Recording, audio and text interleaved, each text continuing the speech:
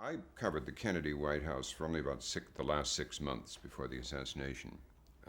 So it was all in place by the time I arrived there.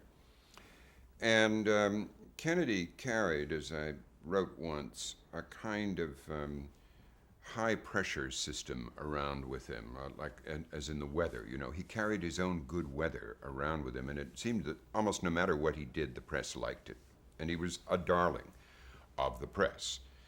Not all the press and not all the time, but by and large, it was part of the charm of the man and the kind of manufactured charm of the family that the press fell in love with, as the country fell in love with. And he put the family out there in a way that no other president had done. And certainly it was the beginning of the television and magazine love affair with the private family life of the people in the White House. I mean, it's no accident that there are all those delightful pictures of John crawling under the desk or Caroline romping with her daddy, and because they kept inviting photographers and television cameras to be there to see it.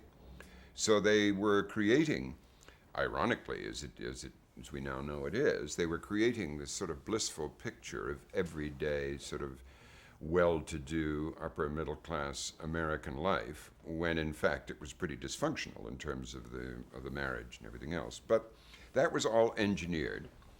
And then they used the president's skills brilliantly, having recognized, as Pierre Salinger said, that it was television that won the president the election, and essentially the first debate, Salinger said afterwards. They then began using television more and more effectively, and particularly with the news conferences, at which he was brilliant. It was an entertainment. We loved to go to the State Department auditorium, even if you didn't have to be there, you know, on a particular assignment. You loved to go and just watch, because it was a great show. He was very witty, very deft, often extremely funny at the expense of, I remember one particular question.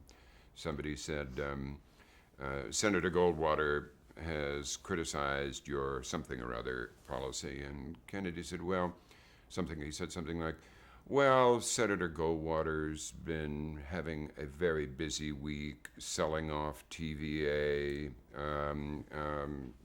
ending Social Security, sawing off the eastern seaboard so it can float out of the Atlantic. I wouldn't want to give him any more trouble. And it was very funny. Actually, as Goldwater later told me, he and Kennedy were quite close buddies and very much looking forward to the race between the two of them, which didn't happen. So it was all managed, but managed with a deft and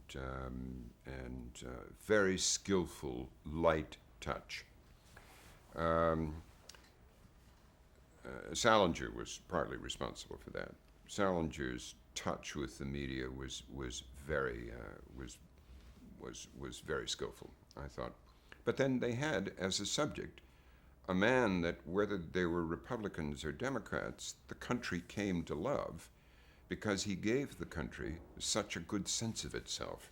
He gave Americans, after a rather dour period of Cold War and Eisenhower, he gave them a sense that it was delightful to be American, you know, and to have this young guy leading it, and so articulate, and so much in the spirit of the times.